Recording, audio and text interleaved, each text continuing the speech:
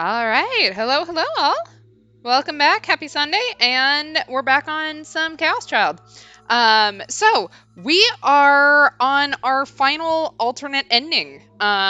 Technically, there's like one special ending once we finish all of these, but so this is going to be our final, like, tailored character ending. So, um, last time we finished Uki's route. So let's recap what happened then. For the third bad end, we avoided delusions and got our neck snapped by a push down the stairs. The last bad end route starts with us having a delusion of Serika breaking down about envying Yume's romance with us and Yume leaving us while we're distracted. Then Uki ran from us with a knife. She got on a train out of nowhere and everywhere was suddenly empty. Serika and Nono tried to wake us up from the delusion of Shibuya, but Uki pulled her D-sword and we had to confront her directly. The cops chased us to Alba, where fake Nono tried to make us sleep in Uki's room. The real Nono called us as Yume, trying to wake us from the hospital. We woke up to Ito gloating over Yui's dismembered corpse, but Uki pulled us back into the delusion, where she wants us to have a happy family because she feels guilty about stabbing us. She talked about her cult upbringing and the compulsive need to serve others, and we decided to stay there with her. The first good end route starts with a negative delusion about Yume's love letter, explaining how much she stalks us and warning us to flee delusion Shibuya. When we got to the part where we stay with Uki, another Uki descended from heaven to fight her and pull us back to the Ito fight to realize Uki was actually the one who got stabbed, not us, and the delusion is her dying dream where she is Yume. We woke up and turned ourselves in for her death, but she might have erased her wounds to acquit us. Uki is she's so good, man. She deserves so much better than any of the endings she got. Uki's final good end needed positive delusion so we can wake up in the hospital to Uki still alive, but with brain damage, and she gave us a last goodbye and will spend her remaining days as a vegetable that only responds to plants. I mean, we got a little bit of hope there near the end, because originally, like, she wasn't even responding to plants, but, yeah, poor girl, doesn't have much of a future ahead of her, unfortunately, it seems like. So, now it's time to do the half an hour of fast forwarding through things so that we can do Nona's route. And like I said, there's only one route for Nono, so.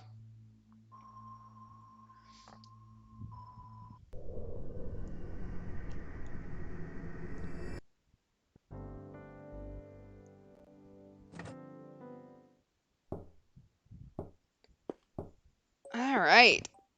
All of this, it's really interesting how the side stories haven't really tied into the plot at all.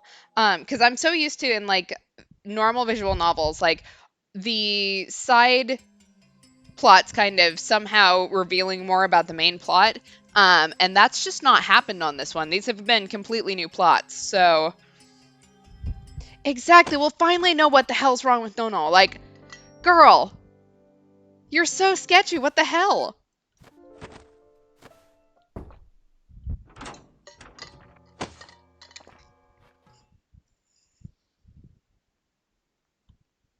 All right, into chapter 1.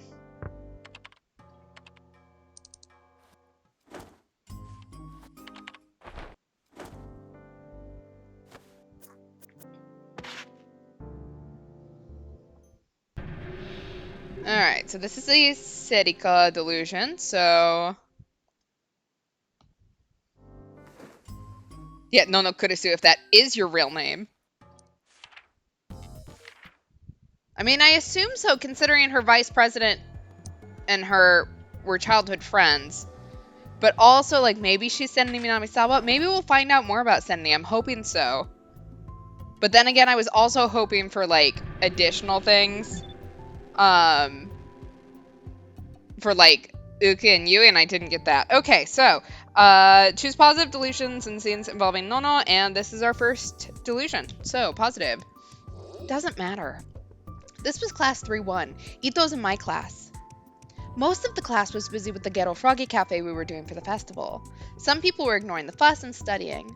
Some of the otaku were reading light novels. Did they really think that if they left the paper cover from the bookstore on it, we couldn't tell it was a light novel? They were just trying their best to stay out of the way. Most people were happily making Ghetto Froggy decorations or putting on Ghetto Froggy costumes and messing around. All the clubs had to participate in the festival, but so did all the classes. No one had told me, but evidently several months ago we decided to do a Ghetto Froggy themed cafe. You dummy! Ghetto Froggy has a girl's voice. Well, sure, but it's just a culture festival. We're allowed to change it. That's wrong. Huh? Ito tilted his head in confusion. I don't know how this has to do with Nono, but we'll find out. Hey, Miyashiro! Huh? You think you could try on this Ghetto Froggy costume, kiddo? Sorry, we're busy. Oh, sure. Sure, I'll put it on. What? Hey, thanks, Miyashiro. When I made it, I kept thinking that you were the perfect size. We want to be included so badly, and we just don't want to admit that we want to be included. This is so sad. I managed to get the costume on without much trouble. I slipped the top part over my head. It was pretty hot inside, and since I could barely see anything, it felt really claustrophobic. How do I look? Just perfect. Try saying something. I'm Ghetto Froggy. Ghetto. Wow, that's so cute. I'm going to give you a hug. And then I felt something soft pressed against my arm. You hug me too, Ghetto Froggy. Really? I slipped my arm around her like she asked me to. Oh no, don't touch my butt. You're such a pervert, Ghetto Froggy. Hadn't I read something once about how you could hug all the girls you wanted if you put on a costume? That's not a thing for anyone who was wondering. At the time, I thought it was a bunch of crap. Did it really work? I was having the time of my life when... Oh, Ghetto Froggy's done? He's so cute. I want to hug him too. No fair, me too. Nope, Ghetto Froggy's mine. Then why don't we all hug him at once? Oh, that's a great idea. Well, okay. It's okay, right, Ghetto Froggy? Here we go. 1, 2. Ghetto Froggy, I love you. Oh my god. Oh my god. I thought about telling Ito about this, but yeah, don't. Knowing what a skirt chaser he was, he might actually take it seriously and really try to put the costume on. It was probably better not to tell him. I wouldn't want to see him sued for sexual harassment. I did think about whether Nono and Senni swapped names, but if I remember correctly, there was some... Hinaya flags one of the things that Nono says about having personally buried Senni, but she does say that Nono was telling the truth that Senni died. Although I guess if they swap names, I don't know. I'm just confusing myself. Okay. Let me make sure this isn't a scene. This is indeed a scene. Another positive delusion. A female student was looking in. She must have been in a hurry because she was a little out of breath. She brushed her long hair out of her eyes and was about to come inside. Nono, what's up? Oh, Empress. Perfect timing. The whole class started to talk to her. Exactly. I'm Ghetto Froggy. I should be drowning in pussy. Hold on. She was about to say something when her foot caught on one of the cables running across the room. And she suddenly tripped. Alright, positive delusion. Here we come. Watch out! I moved quickly. I feel like we're going to get a lot of brother complex here, and I'm not sure I'm ready for this, but let's keep going. She staggered forward, but I grabbed her to keep her from falling. Be careful. Her hair flew up and tickled my nose. It smelled good, and her body was very soft. Extremely soft, in fact. It felt kind of squeezable. What was I touching? Was any part of a person's body this soft? No, at least nothing on a man's body was. No. Ow. Which meant, what was this softness? Miyashiro, you're the bravest man I've ever met. Grabbing the Empress's boobs in front of all these people? Boobs? Oh no, this was an accident! An accident! No, I almost wish it was another body swap. If that ever actually happened, she would kill me for sure. Just thinking about it made my blood run cold. Nono gets weirdly sexualized in all of these. Like, poor girl. All right, and another positive delusion. Miyashiro, you again? What did you do this time? Kawahara cut her off. I didn't know his first name. He was in the same class as Ito and I, and he was the vice president of the student council. No, you don't need to tell me. You were pretending to be a reporter again, right? Or was it a detective? I knew why he was giving me a hard time. He didn't like the fact that Kurisu was spending time with me. It's not. Uh, um. What? It's not any of your business, I think. It is my business. When you take up Kurisu's time, you cause trouble for me and the rest of the student council.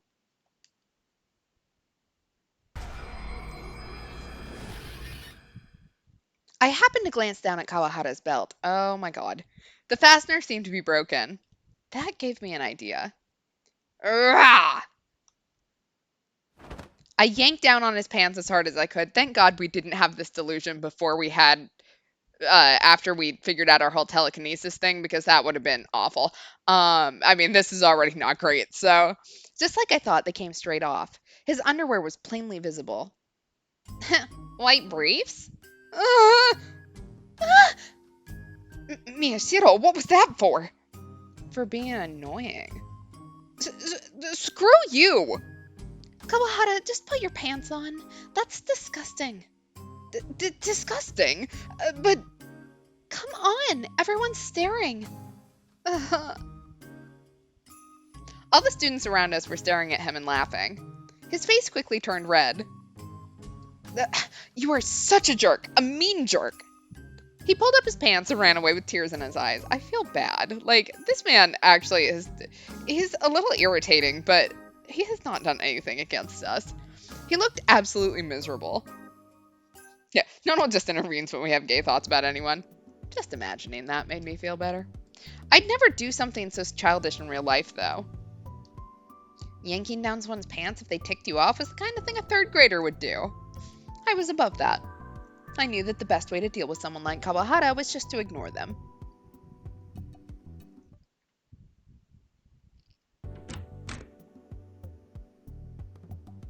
No, Fire Lord Kawahara, you're not wearing pants.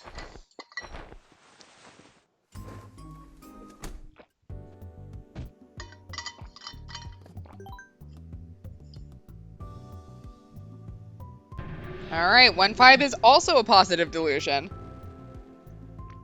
We're having a lot of them in Chapter 1. Still, I'd only gotten a glimpse. It was entirely possible I'd been mistaken.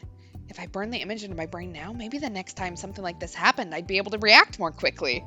So I prayed for more good luck. If it ever did happen again, I swore I would react as a right-sider should. A right-sider wouldn't panic over something as insignificant as seeing as girls' underwear. In a situation like that, it was critical that you stay calm.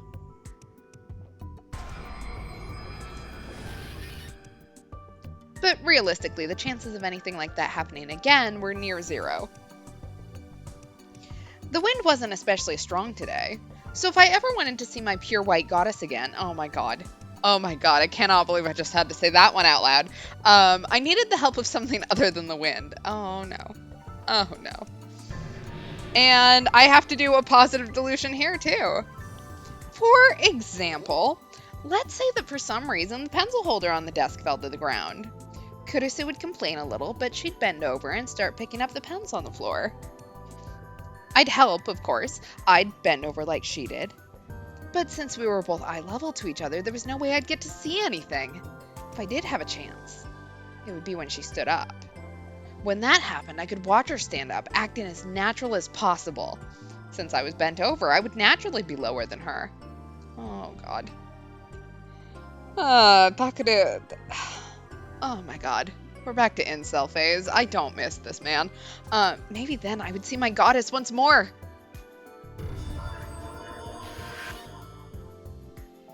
Oops. Yeah, I know, this week on lines I have recorded for internet posterity. This one's gonna stay on the internet forever. And And then Ito moved to turn on the printer, and his hand knocked my camera off the desk. Oh no. I watched in shock as the camera fell towards the floor, as if in slow motion. Again? Instead of 2 strokes of good luck, I'd been given 2 strokes of bad. The first time the camera had survived, but I might not be so lucky this time. So my body moved without thinking. I flung myself forward and stretched out my hand towards the falling camera. That thing's expensive. I'm not letting it fall twice. Yeah, I forgot we used to call him Zuckerberg-kun. We have not been in chapter 1 for this long, for a long time. The camera fell right into my outstretched hand. Yes, nice catch. I couldn't believe it. But I was going too fast to stop. Oh no. Oh no. I slid headfirst along the floor. Ow. Whoa, that was dangerous, man. Hey, are you okay? Kurusu ran over to me.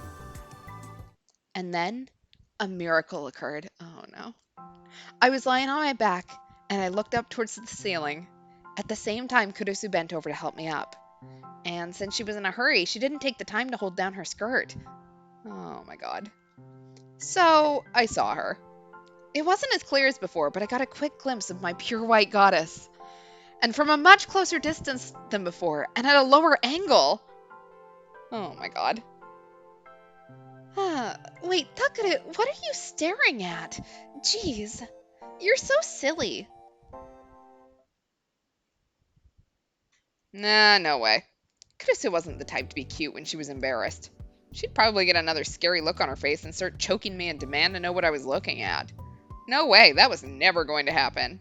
It was wrong to hope for another encounter with my white goddess.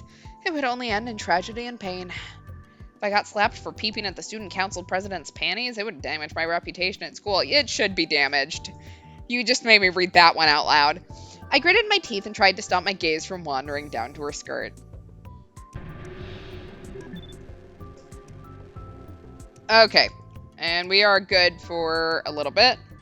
Yeah, he literally only does shed that nickname when he looks to the cameras and goes trans right. It's like, come on, man.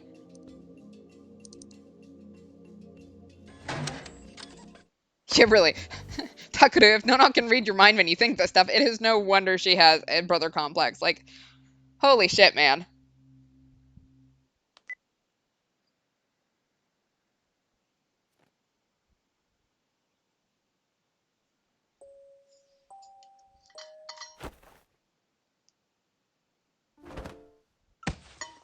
I get, like, the whole teenage boys thing, but, oh my god, some of these teenage boys needed to be taught better.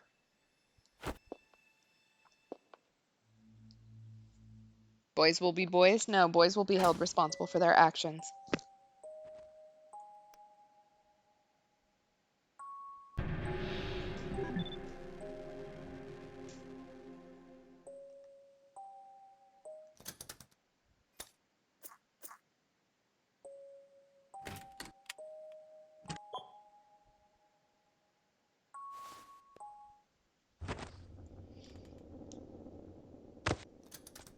I was going to talk more about Nono, but it feels really weird, like, talking about and laughing, like, talking about funny stuff and laughing while I know that there's about to be a dead body right in front of us. Yeah, cool cat press readers will be cool cat press readers.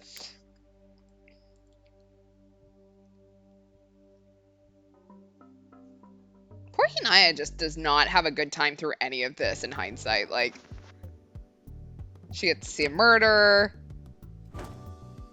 Then she gets to, like, be on the hit list for a while. Yeah, disclaimer, not a serial killer. Normal disclaimers apply. Not a serial killer, just know a lot about serial killing.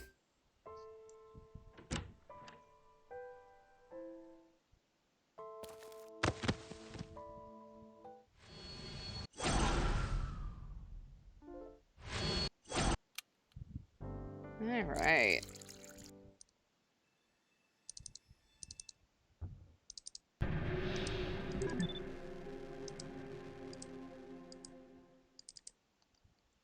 And we're gonna skip this one.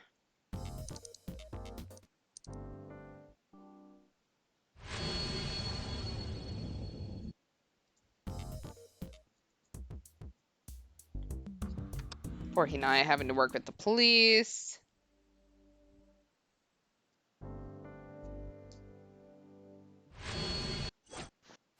Like, literally, the Popo need to leave her alone.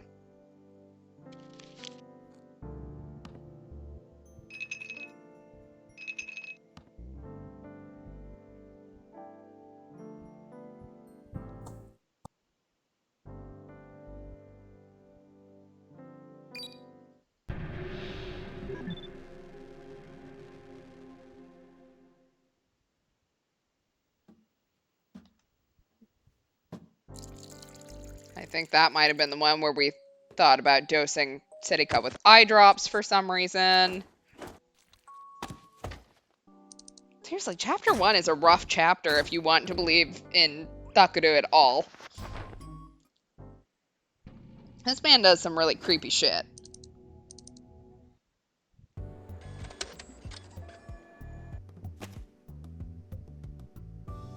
Thakudu once again exemplifying the age-old proverb, virgin's gonna virgin. Okay, Kurisu loved sweets. This was something that Setika had said, and that I'd known about too. So would buying her something she liked from a famous sweet shop be enough to win her over? Would bribery work on someone as prim and proper as the student council president? It was worth a try.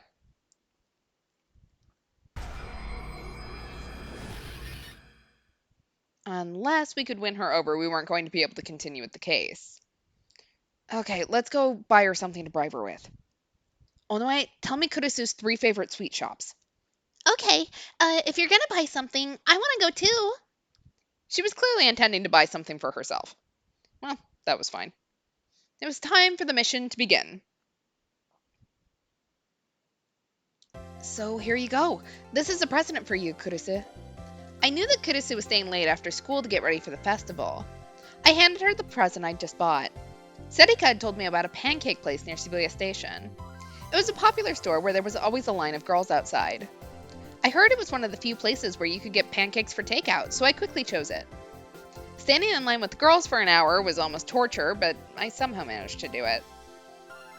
Is this pancake from Eggs and Things? That's right. There's always a line there, so it's impossible to get them. Her eyes were shining like a little girl's. It wasn't an expression I was used to seeing from her. You're giving these to me? Really? Yeah, I always cause you a lot of trouble. It's so rare for you to give me any kind of present like this, Takure. Thank you. This makes me really happy. Oh, yeah. After seeing how happy she was, I couldn't tell her that I was trying to bribe her. Huh? That's strange. Huh? Why? Why was she crying? I'm sorry. I just didn't realize it was possible to be so happy. It's weird for me to cry so much, isn't it? But this really made me happy. Thank you, Takure. Want to split this? It's okay, right? I know, this delusion was surprisingly wholesome, and I don't know how we didn't ruin it, but I was satisfied with the results of my simulation. This might work. If I remember correctly, it actually doesn't work, but... Okay, so, picture of the body. Group dive.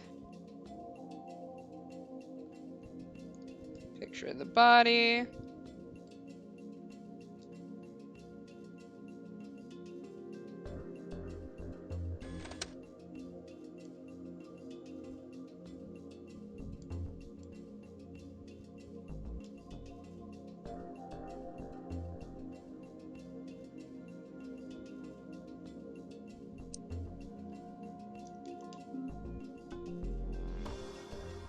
And da-da-da-da.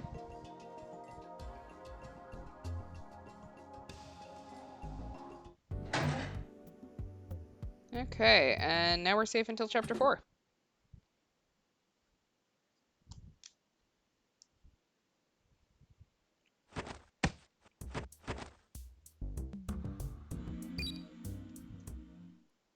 All right. So how's everyone doing? How'd everyone spend their weekend? We're gonna have some quite a bit of skipping to do, so. Seeing Hinaya again. Miss you, girl. Kind of. I don't miss her being scared. I'm glad that she's not scared at the moment. But.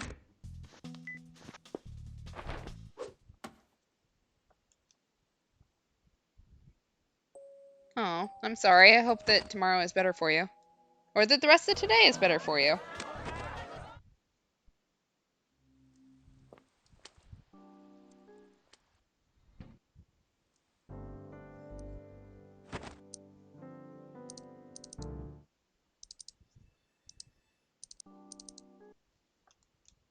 Gonna get to see his head fall off like 8 times.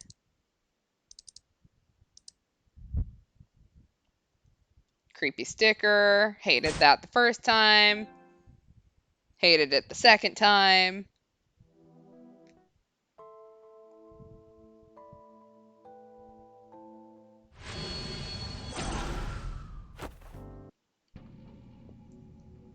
Ah, gotta get comfortable.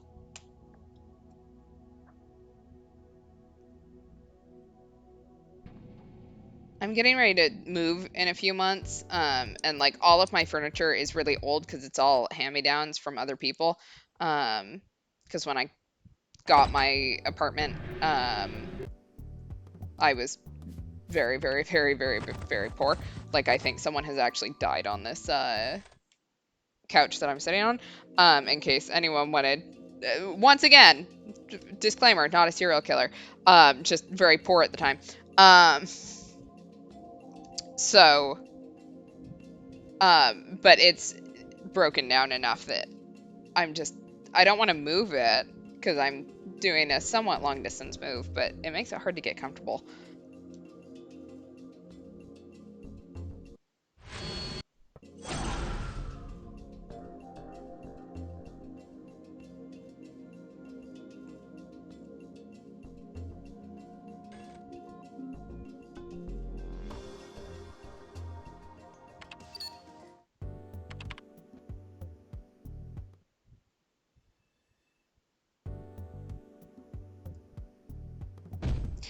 Nice. I hope she gets the house. And good on you for helping her because moving sucks. It's awful no matter how big of a move you're doing. So hopefully she pays you in cash or pizza or something.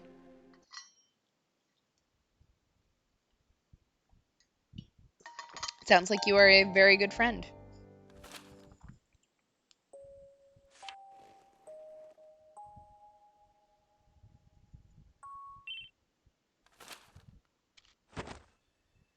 Yeah, I'm kind of dreading like packing everything up, so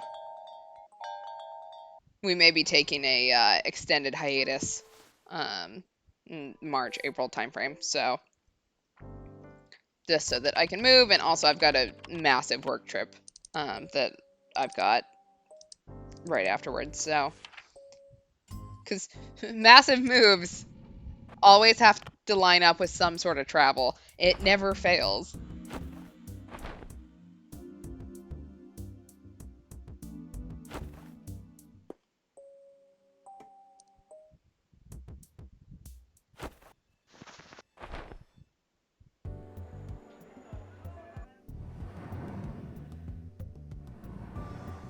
Da, da, da, da, da. Keep going, keep going, keep going.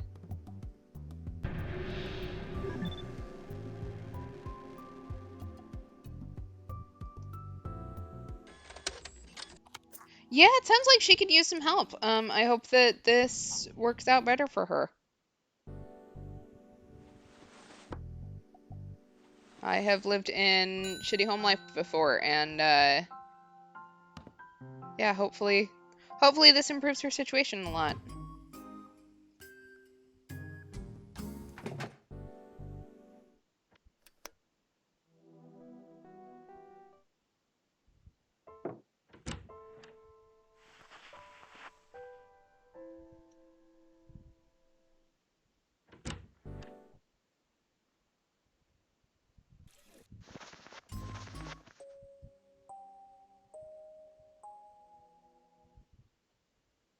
Oh, I forgot about the bathroom we waited in for an hour. Thank you. I appreciate it. It's not going to be for a few months, but trying to plan early and all of that. It's the planning that I'm really bad at. The ADHD does not like to plan ahead. Um, so my brain's like, it's not until March, so I don't need to do anything. But I actually really should start doing things in case, so that I'm not in March suddenly going, oh my God, why didn't I do anything? Um, I don't know. We'll find out how it goes. It should go fine. I've moved countries before, and so this is I'm still staying in Florida. Um, so we're not even talking interstate move. It's just not quite just down the street. So plus moving in Florida, like March isn't too bad. But I've heard people like try to move during June, July, August timeframe, and with that humidity, like no, thank you. Um, uh, I would rather die. Um,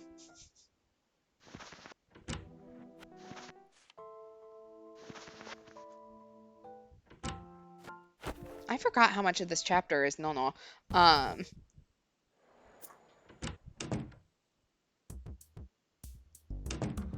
like the more that I think about it, like Nono is one of the most curious characters we have because we don't have any information on her. Like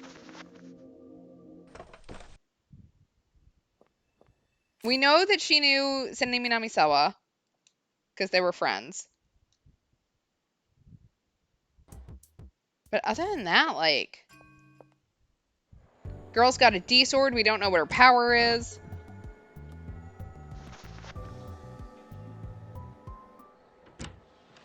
She's got a secret from Takadu that she says will hate her for.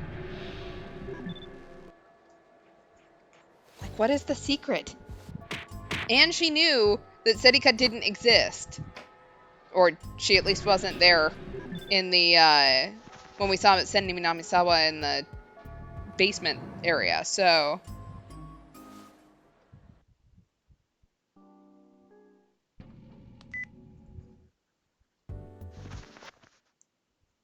Nice.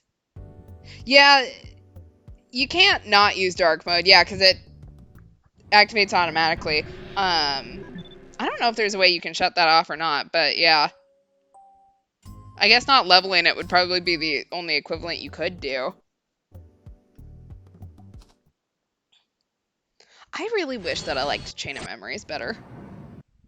It's got an interesting story, I just never liked the gameplay.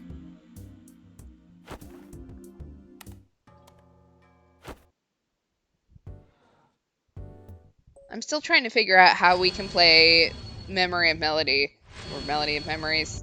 I don't remember which configuration those two words are, but it's something of something on stream, considering the fact I have an audio delay, and playing a rhythm game with an audio delay generally does not work out very well. There you're doing it in character, right? You know, Nika's hesitant to use the darkness until this big character moment. Like, it probably makes it a little more, not realistic, but you know how sometimes you make it, like, you make a gameplay choice because it's the easiest way to play the game, and then all of a sudden, like, you find out that, oh, the character would not be doing this. It's okay. It's fine.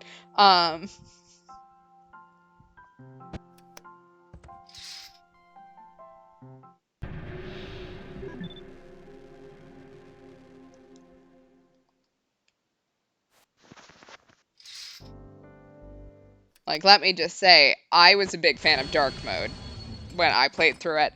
But yeah, if you think about it, like, not necessarily in character necessarily for him. But they gave it to me as an option, so of course I'm going to use it. It's called using all your tools.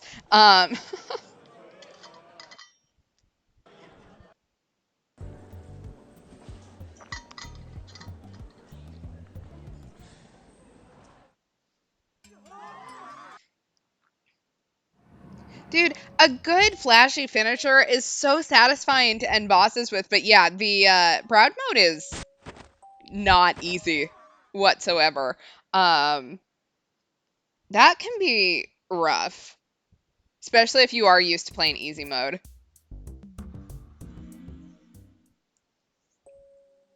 Like there are like Kingdom Hearts 2, I've got proud mode basically down to an art at this point just because I played that game so many times, but sometimes like I remember going through it the first time and it was like if I survived, we're going to call it a victory. It wasn't going to be a pretty victory, but it was a victory. Um it's a lot less satisfying in my opinion when you don't look cool finishing it though. Like, I don't know what it is about me as a person that needs to have. I want to look cool while doing it. Oh, shit. Are we doing a. Is it going to ask me questions? It is. Okay. Ha. Figured that out.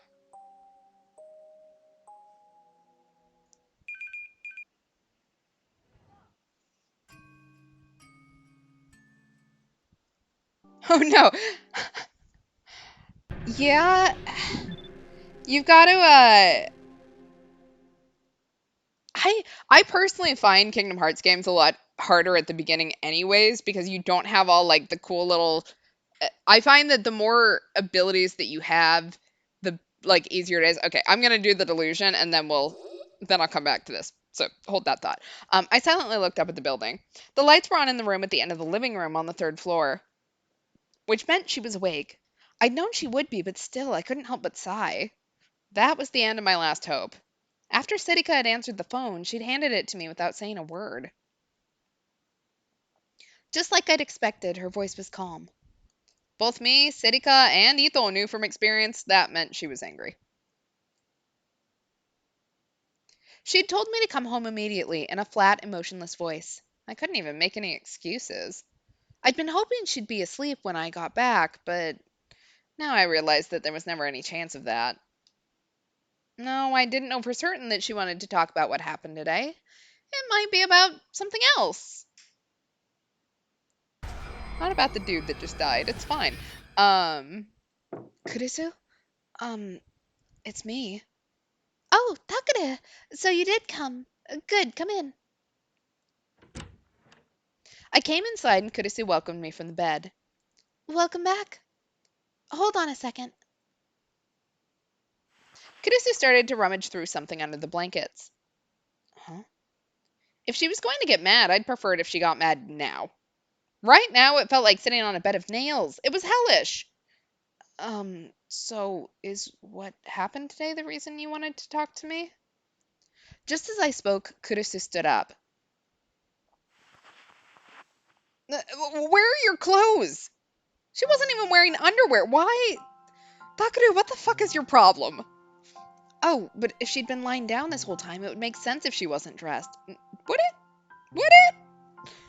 Am I the only one who doesn't just lay in bed naked? Wait, that wasn't the issue here.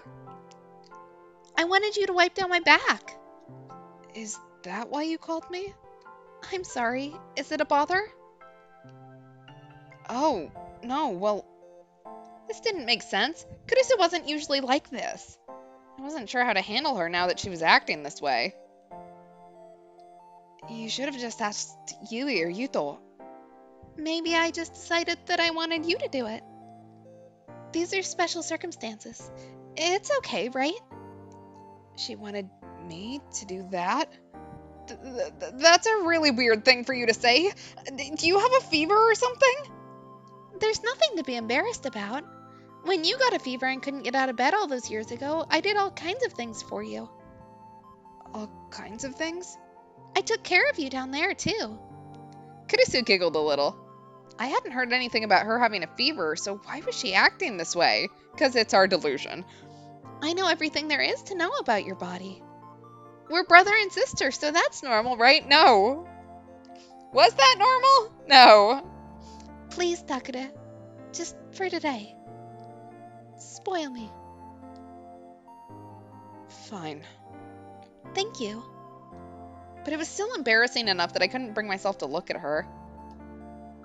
Takara, don't look away. My heart skipped a beat. What do you mean? I'm going to expose all my secrets to you now. I gulped loudly. Her face was bright red. Did she have a fever after all? Or... You're embarrassed too, aren't you, Kurisu? Yeah. It's weird, isn't it? This is a lot more embarrassing than I thought. To be honest, I wanted to run away as soon as I could. But I just said I would do it. I couldn't betray Kurisu when she was this weak. I'm going to look. That makes me happy. I looked straight at her body. Oh, I don't like this.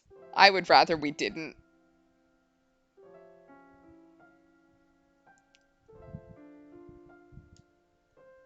Why don't you say something? She was beautiful. But I couldn't bring myself to say that. Okay, Takara. Will you do it? Huh? Do it? I want you to wipe down my body. That's right. I'd forgotten. There's a towel there. She already had a towel and a bowl of hot water ready. I wet the towel and got closer to Kurisu. Do I start from the front or from the back? Huh? She fidgeted. It was really cute to see Kurisu acting this way. You're going to wipe down my front side too? Huh? Kurisu didn't need me to wipe down her front side. She could do it herself. No, I mean, you've been facing this way the whole time. Oh no, I was panicking even more than usual. I'm sorry. You wanted me to wash your back, right? It's okay. Huh? She looked straight at me. It's okay. What was okay? No, I didn't need to ask. I gulped again and looked back at her. Her pale skin was slightly slick with sweat. Her breasts were large, firm, and round. Her hips formed a smooth curve. She looked like a statue of Venus. I had never realized Kurisu was so pretty, except for the fact that this is our delusion, so we did, but that's okay. I wanted to touch her body. She looked so soft. Her skin looked so clear. I'd be lying if I said I wasn't turned on. But more than anything, I wanted to touch it because it belonged to Kurisu. Yeah, we're back into the brother complex shit. I wanted to touch her beautiful body because it was hers. I reached my hand out towards Kurisu's neck, not the one with the towel, but the empty one, and ran my fingertips softly down the side of it. Takara? Why are you touching me there? Her body shook a little. It was indescribably cute. Kurisu was always the big sister, bossing me around and telling me what to do. And now she was squirming under my touch. Felt good, like I'd made her my own. Don't like that one. I don't like anything about this scene, but that's okay. Kurisu, I want to have my way with you some more. Okay. More shit I got to say for the internet. She nodded, embarrassed. Do whatever you want to me. Kurisu, I will not stop tickling you until you apologize. Huh? I was trying too hard to escape from reality.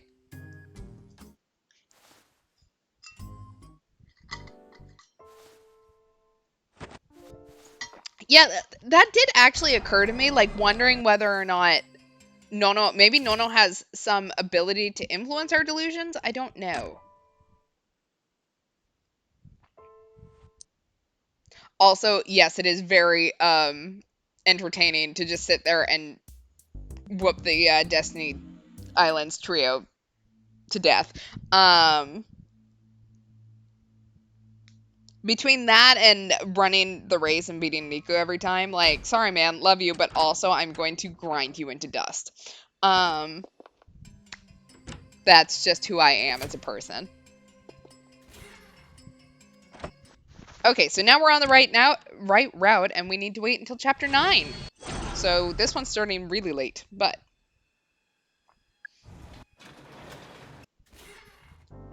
yeah, no, like I was saying, like early Kingdom Hearts games seem really hard to me. Like I remember my first time playing Birth by Sleep, I had a hell of a time with the first couple of levels on Aqua's route, because like you don't have anything that will optimize her build basically at the time. Um, and because she's magic focused and your magic all sucks at that point, I thought that was very hard the first time I played through it. I died a lot in that level. It was like, okay, I just made it through 2 other routes. Like, how is this killing me? I beat Vanitas like 4 times. How can I not get past the Cinderella level?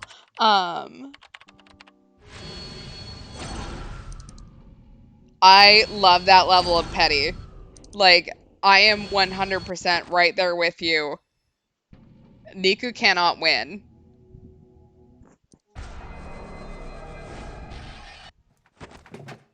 I remember not the first time that I played because I didn't know obviously what was going to happen, but the second time I played, I named the boat Riku Sucks, and I have 0 regrets. Um,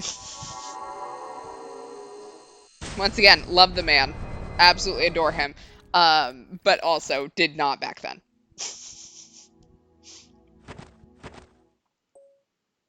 I will beat that man 100-0 on that stupid race.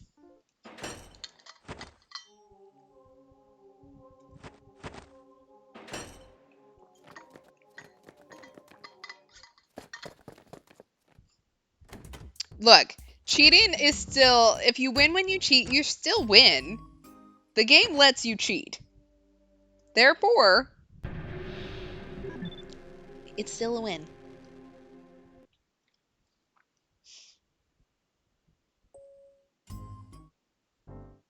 I am very good at getting dropped in the water by that plank. And so a lot of times I have to do some mildly um, unsportsmanlike things in order to catch up. Um, and you know what? I will do them every single time so that I win. Once again, 0 regrets.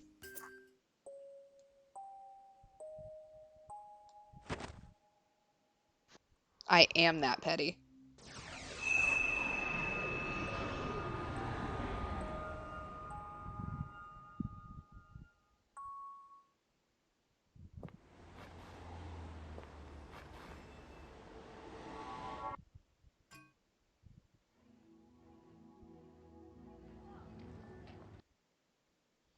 Okay, chapter 6. We have like 3 more done.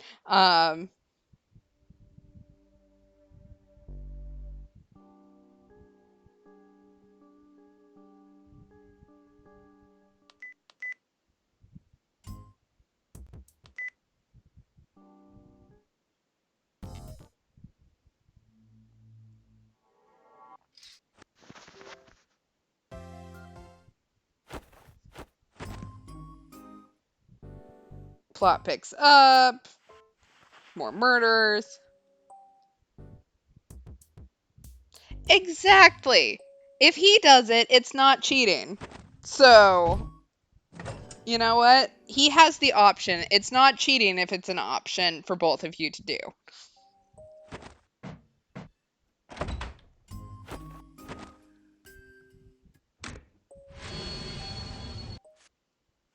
I am also an asshole, though, and will try to knock him off the bridge and shit. So, I never said I was going to play fair. I'm like, what, a 14-year-old boy in that? I am absolutely going to do whatever I can to sabotage that man. He's being an asshole.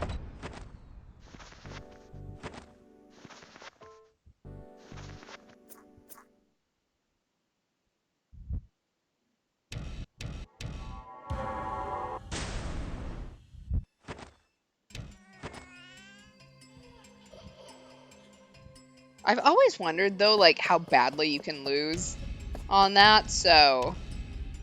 Like...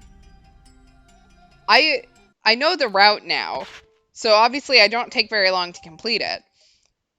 But if you do, if you just like completely fuck up, will he like slow down so that you can still see him past the finish line, or like how much of an asshole is he?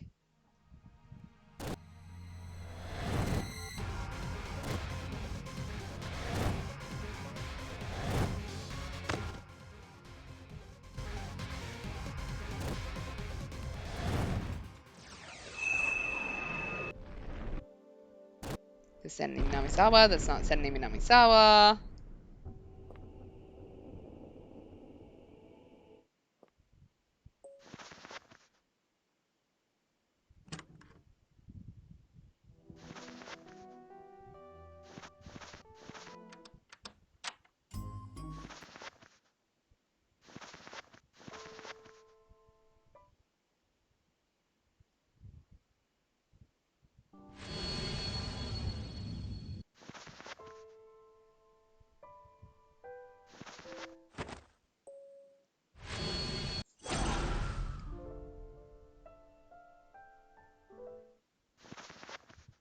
Interesting.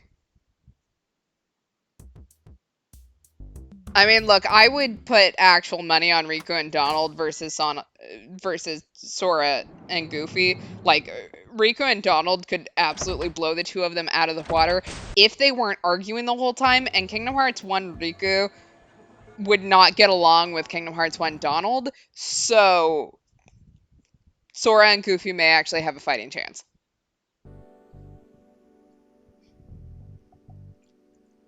That is my story. I'm sticking to it. Um,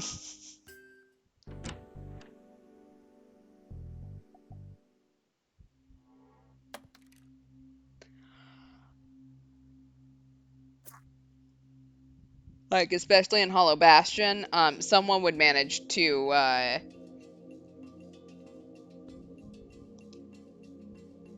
knock someone else off one of those floating platforms, and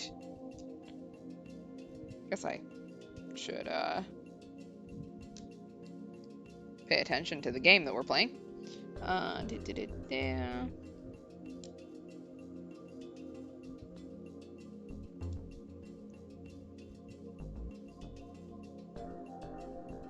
Forgot that there's other mapping things.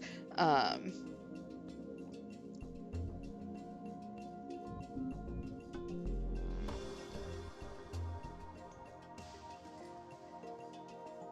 it's been a while since we've had to do these ones. Because I think all the other routes had started by this point. But Kudus is starting way late. Oh, this stupid delusion.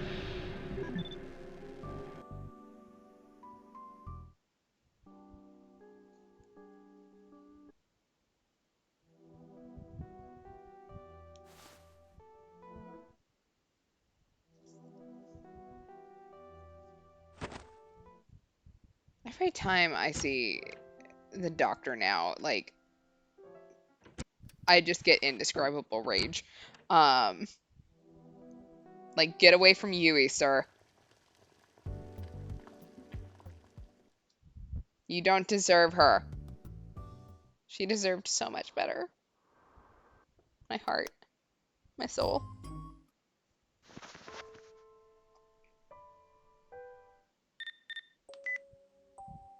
Yeah, understandable daddy issues.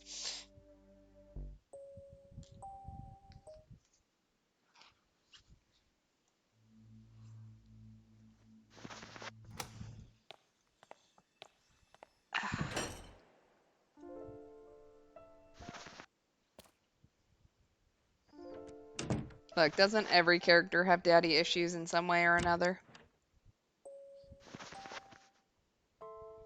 It's just most of them, their dad doesn't try to murder them. Or I guess technically he succeeded in murdering her. Um,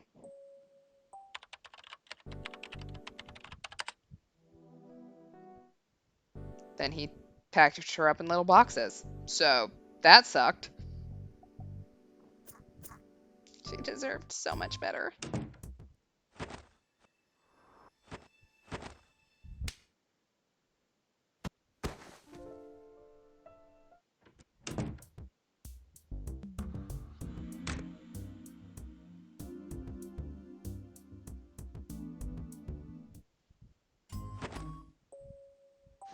I am really confused why Kunosato doesn't have a route. Because, like, we know there's stuff that we don't know about her. And I can't imagine that we're going to find it out in Nono's route, but maybe we do. We'll find out.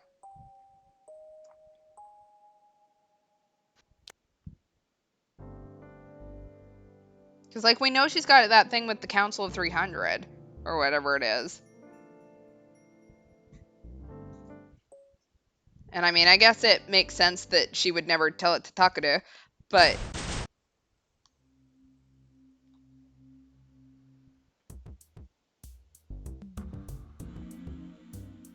the fake brain scans that tell us we're all okay. Who knows whether or not we're actually okay? I don't know if she does or not. I guess I can Google it while I'm waiting. Okay. Mio Kunosato.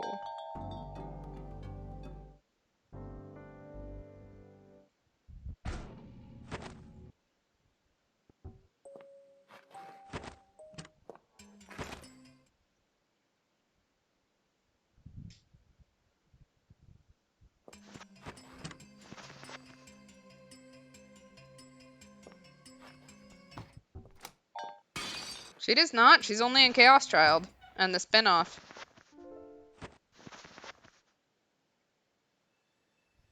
According to VNDB. Let's see.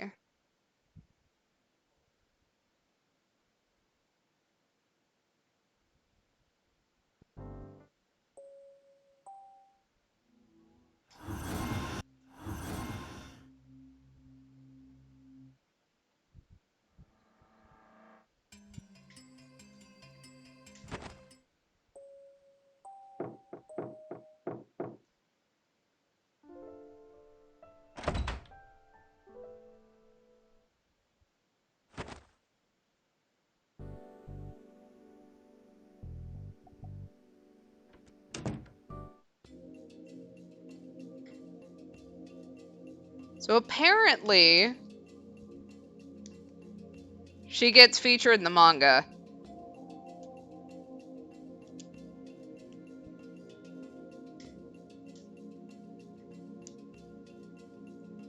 I think that was correct.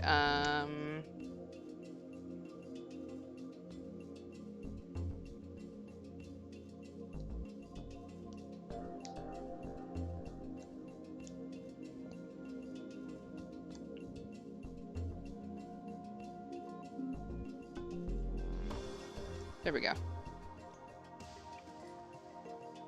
Yeah, the science adventure games do have quite a bit of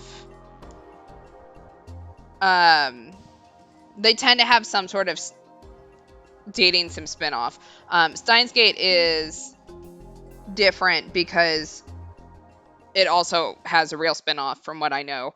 I haven't played it. I believe it's been translated, but yeah, there's a Chaos Child dating sim.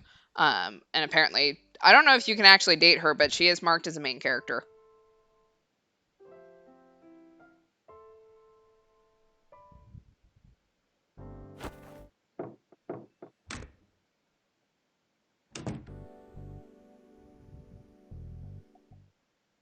But yeah, apparently she just didn't get a route.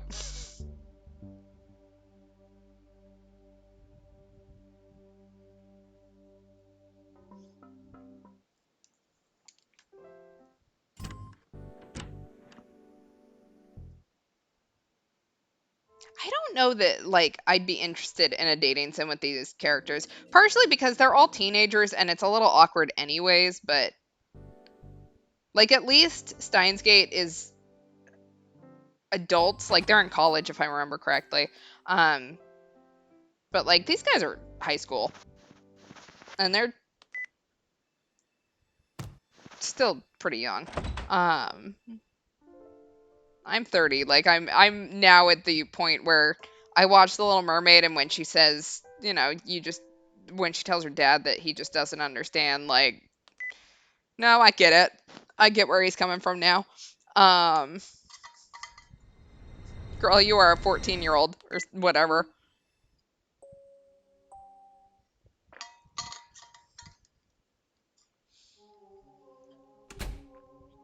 But you love him, you don't know him.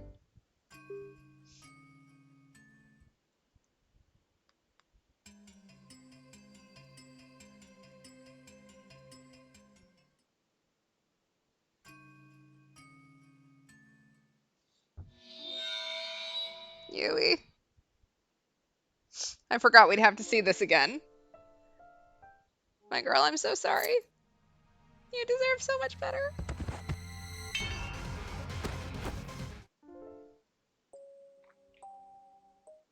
But luckily, Uki doesn't show up, so Uki doesn't die here.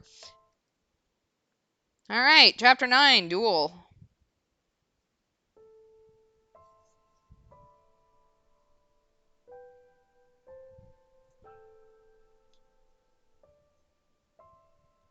But yeah, I mean, he is coming from an unreasonable perspective, but also, yeah.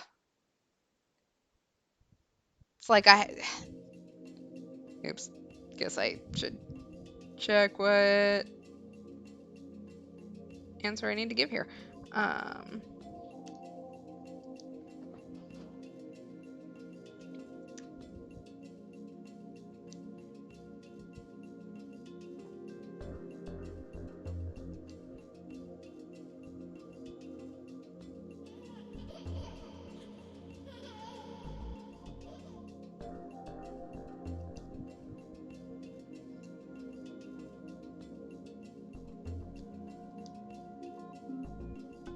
like I should point out, I am also not a reasonable parent because I'm not a parent, nor am I generally reasonable. So, um, that makes it very hard to be a reasonable parent. Uh,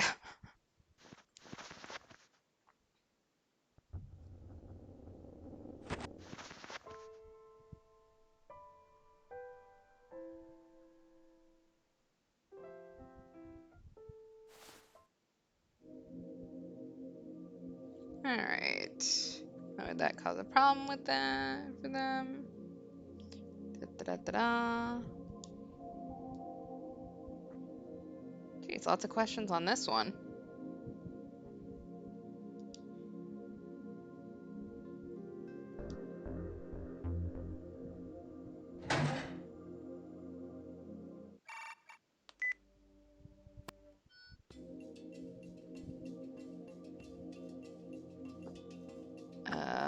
Good question.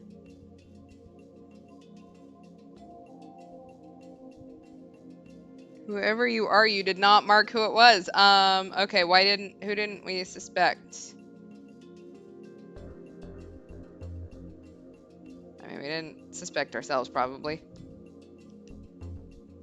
Shouldn't give anyone. She could be the killer. Animura? Animura wasn't part of the newspaper club. I apologize. I cannot.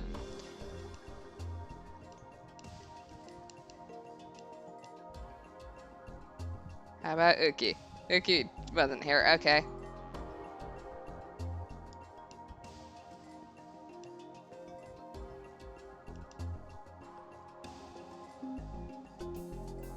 Oh, come on.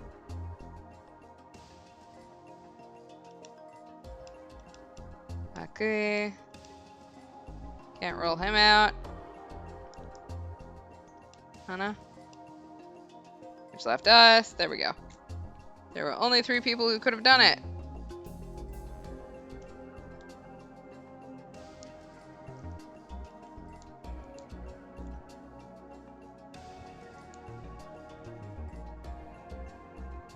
Tadika. There we go.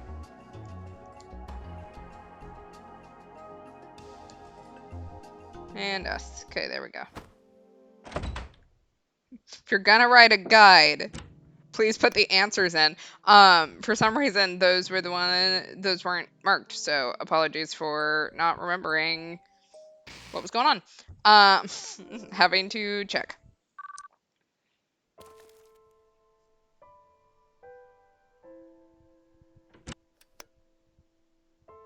I mean, really, Kunosato would not work as a love interest for Takeru in any context. Like, she's the only girl that pretty much doesn't just throw herself at Takeru, um,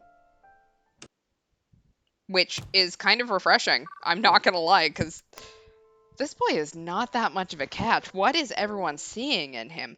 Um, Sorry to anyone like him, but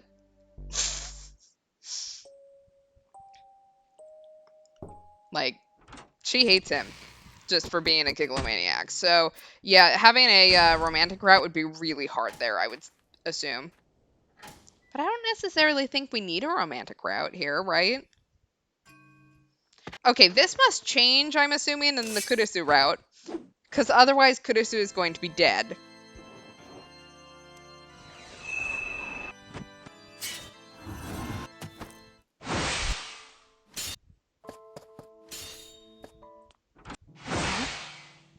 I stared in shock at what I saw beneath the moonlight. I couldn't comprehend what I was seeing.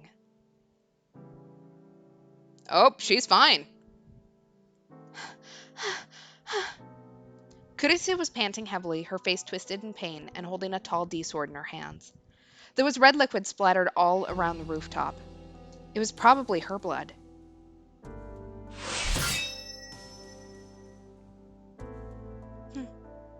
Sirika was attacking her with a D-sword of her own. I'd never seen Sirika look like that before.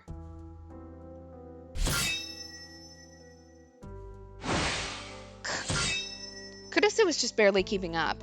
I had no idea why she had a D-sword, but the design of the sword itself was a combination of blade and shield, and it was just barely keeping her alive.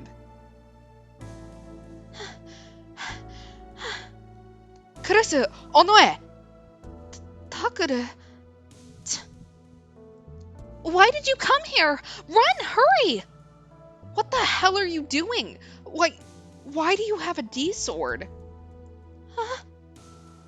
Kurisu looked at her D-sword and then at my face, and then down at her feet. So you didn't tell me Ashiro yet, huh? You fake. Maybe I'll tell him myself then. Onoe!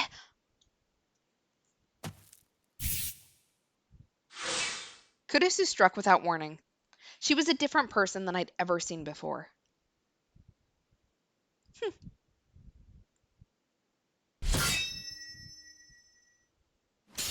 The two twisted blades collided with the sound of metal screeching against metal. Both refused to back down.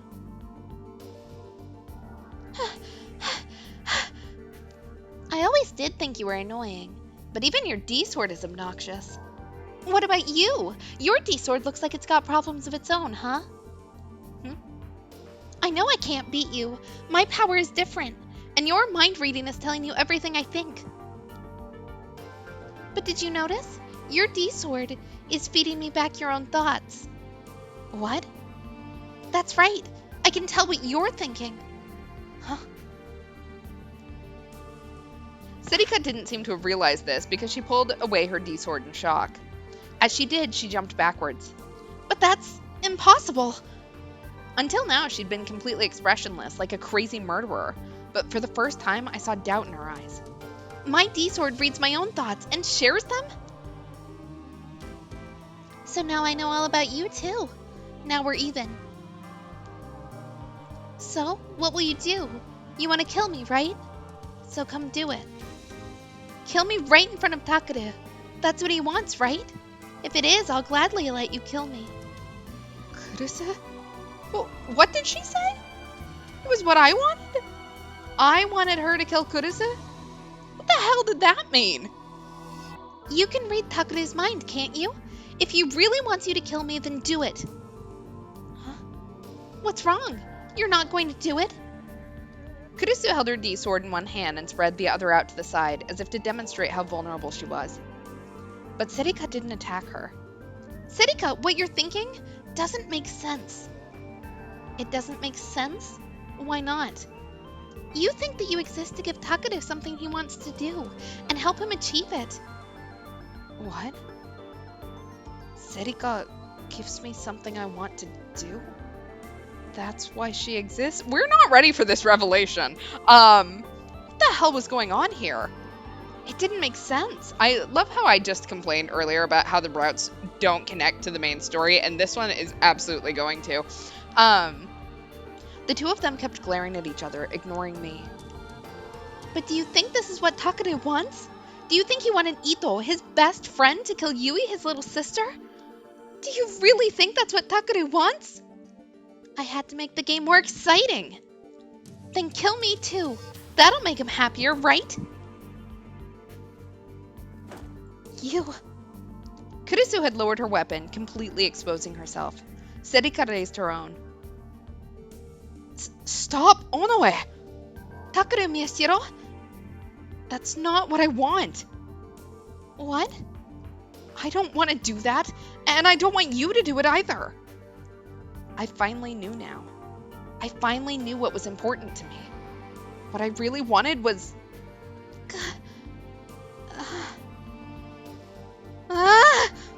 Serika swung her D-sword up high as if driven by some unseen force.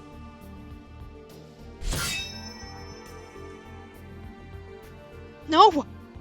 No, Takare! I tried to leap between them, but Kurisu's voice interrupted me. Stay back. Let me talk to Serika right now. But... Please, Takare. Her voice was calm, but there was no room for disagreement. I hesitated for a moment and then stopped. But I was ready to jump in at any moment if I needed to. Kurisu turned towards Serika once more and continued. Serika was still holding her D-sword above her head, but she was pale and unmoving. Serika, you can read other people's hearts, but you don't understand your own at all, do you? What? At first, you started the game for Takare's sake, but at some point, your goal changed. It stopped being a game for Takare and started being a game for you. A game for me? Can't you tell? The more time you spent with Takare, the more you started to think that you were the only one who could support him. You needed to be the only person that he could trust, didn't you? No, You were jealous and angry at everything he trusted. His family, his best friend. You saw them as threats. And then you started hating me for turning him into someone who cared about his friends and family. Shut up. I know all about your lies and your feelings because you're... Shut up! Serika, you might have been a puppet once, but now you're... Shut up! Shut up! Shut up! Shut up! Serika, what the hell do you know? Lies? What lies? What have I ever said that's a lie? Something was wrong with the way she was talking. It was a mix between the Serika I knew and one I didn't. And what gives you the right to talk about anyone else anyway? Which of us is the liar? You! You're the liar! Kurisu froze for a moment when Serika called her a liar. Serika must have thought she finally had the upper hand again because she smiled. You just went pale, just like you did before, huh? You really don't want Taka to know, do you, liar? Liar. Come to think of it, Serika had said before that there was something Kurisu wasn't telling me. No. Kurisu had told me that herself, too. Someday, I want to tell you all the things that I can't say. It may make you hate me again, but I don't care. When that happens, will you let me say everything I need to? What was going on? What were Serika and Kurisu saying? I know all about it. You're a failure, a liar, and... Don't... a fake. No! Kurisu's hand flew forward. Her blade sliced out towards Serika in a circle, ripping through the air as it moved. It must have been an unconscious movement, so fast that there wasn't even time to read her mind. And Serika hadn't expected her to stop talking and attack, so her response was a little slow. But she still managed to block it at the last minute. Okay, you're all ready to kill me, huh? I like that, Nun.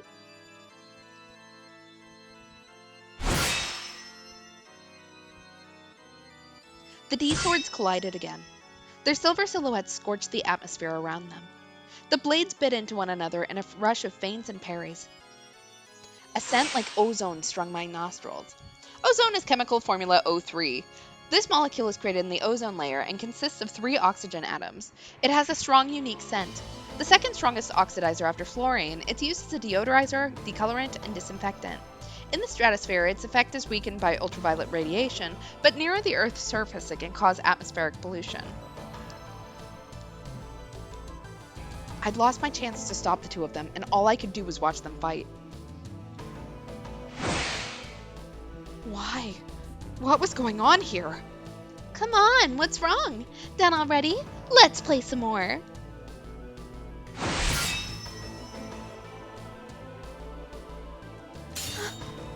Kurisu had been the one to start this fight, but she seemed unable to hide her shock at having done so. Siddhika, meanwhile, was showing no signs of fear or resistance at all. Her strikes were calm and precise. And in this battle, that was what made the fatal difference. Oh, right. You were always terrible at sports, weren't you? Siddhika laughed and pulled her blade away. It was an obvious trap. No, Kurisu! Kurisu attacked, falling for the obvious trap.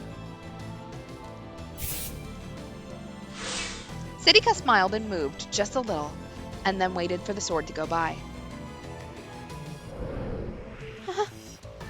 Kurisu had stepped too far forward and failed to strike her target. She lost her balance. Her body was wide open to the threat in front of her.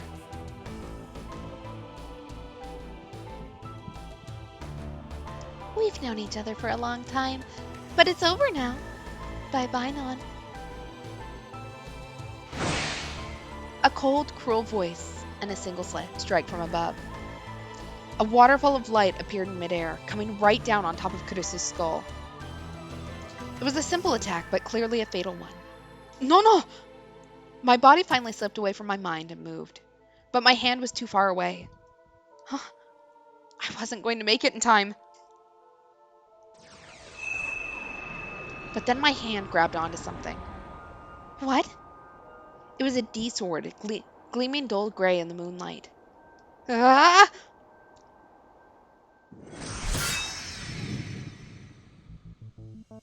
I grabbed the weapon from the rift between dimensions and swung it up as hard as I could to block the strike above Kurisu's head. Takara! I put more strength into it and knocked Siddhika's sword away. It was a D-sword. I could feel it in my hands. A cursed blade, something I had created that existed only for me. Why? Taka. Siddhika stopped attacking and looked like she was about to cry. Her voice was weak, but it was the voice of the girl I'd known since I was little. Why are you picking Non? Not me, when I've been with you for so long. Onoe? Why? Tell me, Taka. Is this the world you wanted?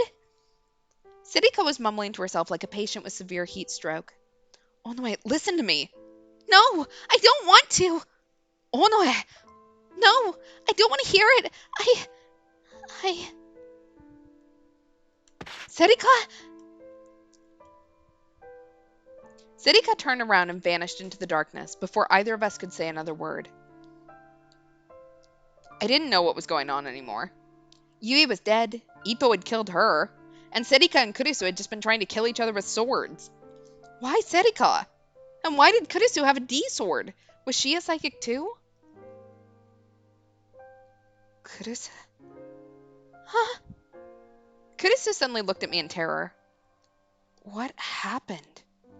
What's going on here? Will you tell me? Please. Kurisu slowly closed her eyes and then nodded. All right, heads or tails?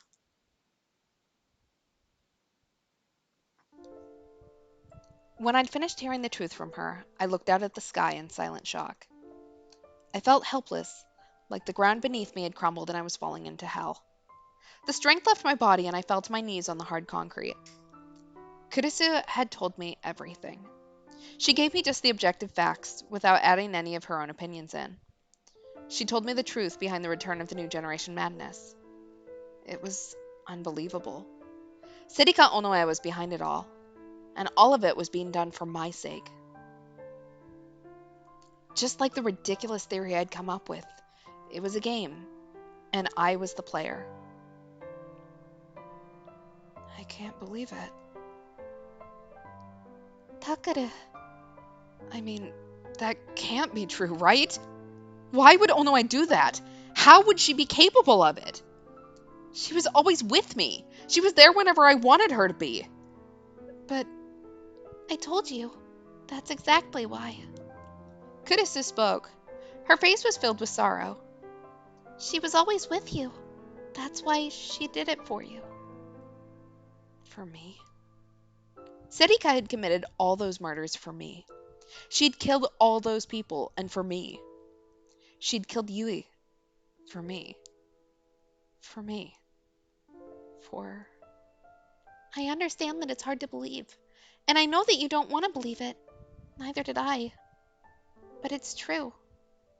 Of course, I knew that Kurisu wouldn't tell me this as a joke. And I'd seen how Serika had acted a moment ago. Serika had intended to kill Kurisu. But if all of that was true, then that means it's my fault, doesn't it? Yui's death? All the deaths. Even the fact that Serika had killed them. It's all my fault then? Takara. Exactly, she killed for me? That's so romantic according to Cool Cat Press. I felt something soft surround me as I knelt on the ground. No, Takara. Kurisu? Don't think of it like that. Don't blame yourself. There was a gentle smell like old memories. Kurisu's smell. How could you have known that this would happen because of you? But you just thought something during the earthquake. She read your mind and did all that without ever asking you. That's all there is to it. So it's not your fault. I know that Yui doesn't blame you either. Her words were as soft as a whisper, but they were strong. I have to apologize to you, too. Apologize? You were right. When you told me not to get involved in the case, I should have listened. The killer wasn't Senri Minamisawa, but I said all those things about your friend. I hurt you. It's okay. Don't worry about it. Thanks. Kurisu held me close until I was able to think clearly again. You okay now? Yeah. To be honest, I wasn't anything close to okay, but I couldn't sit up here on the roof forever. I stood up and looked around. The whole place was quiet, as if the battle had never happened. And my D-sword had disappeared too. Kurisu, can I ask one more thing? Huh? How come you never told me? She must have known what I was going to say before I asked. Her face twisted in sorrow. But I had to ask. That you were a gigolomaniac. Well, She looked down a little, and when she looked up again, there was something like resolve in her eyes. it's not the kind of thing that you want to tell people. It would upset everyone. And you too. It would upset everyone? What was her power? It won't upset me. I'm a gigolomaniac too. Will you tell me what your power is? Do I really have to? We still don't know what's going to happen. I want to know as much as I can. Kurisu hesitated for a moment, but finally spoke. My power is the same as Arimura's. The same as Arimura's? Yeah. I can tell when someone's telling the truth or lying. That's why I first thought something was wrong with Serika. I see. But remember what Arimura said? It's not that great. I don't remember. You never really want to know when someone's lying to you. And if people knew I had this power, they'd avoid me. I remembered that Arimura had been reluctant to show off her power, too. It was probably better not to know what people were really thinking when they spoke, and she probably wouldn't want people avoiding her. I don't know. I'm not buying this. Maybe, yeah, what if Nono's one of Hinai's half-sisters? It's a possibility. Her parents fucked around, so... My power's not as precise as Arimura's, though. Hmm? It's about 60% accurate, I guess. That finally explains something. Why Serika had called Kurisu a fake. She must have been saying that she had a bootleg copy of Arimura's power. A bootleg is an illegally made and often inferior copy of an existing product. Hey, Takure, Hmm? what do we do now? What could we do now that we knew the truth? Now that we'd lost Yui, Ito, and even Serika? To be honest, my head was a mess and I couldn't think straight. But there was one thing I could say. That was, we need to do something about Onoe. I couldn't let her kill anyone else. If everything that had happened so far was the result of my wish, then we had to end it here. If Serika's plan was going to continue, the next murder would happen on November 4th, today. And her target was probably Nono Kurisu, the girl who knew too much. I had to protect Kurisu no matter what. I couldn't let Serika commit any more crimes either. A faint vibration pulled me out from the sea of sleep. Hmm? Who the hell could be calling at this hour? Wait, what time was it? And where was I? Yeah, what do we do now? Want to make out? Huh? I remembered everything and was instantly fully awake. If Serika was going to attack Kurisu, it would be on November 4th. I'd stayed over in Kurisu's room last night to keep her safe.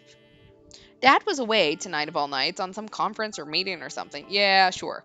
Um, it was up to me to keep Kurisu safe, but at some point I'd fallen asleep. Wait, where's Kurisu? I leaped up and looked at the bed, but she wasn't there. Where did she go?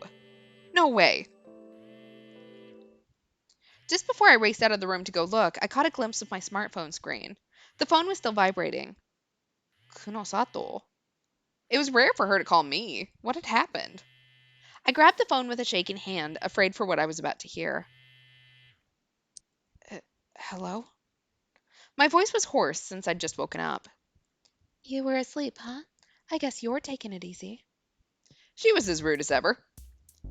Forget that. What's going on? Why are you calling me? Sorry, I don't have time to go over the details. I'll just tell you what I need. You know that yesterday, November 4th, was... My heart started to beat faster. The DQN puzzle? That's right. Just like we expected, there's been a new death. It wasn't Kurisu, was it? My heart felt like it was about to stop. But when she told me the victim's name, it was someone I never expected. A body was found brutally murdered late last night, on November 4th. An examination of belongings and other things revealed that the victim's name was Wataru Sakuma, the owner of the children's welfare facility Alba Dorm. What? Well, bye, Dad. I felt a shock, like someone had pounded a nail into the center of my brain. My ears began to ring, and everything started to feel unreal. Dad had been killed? Good riddance. I prayed that this was some kind of nightmare, but I didn't even have the right to escape into my delusions.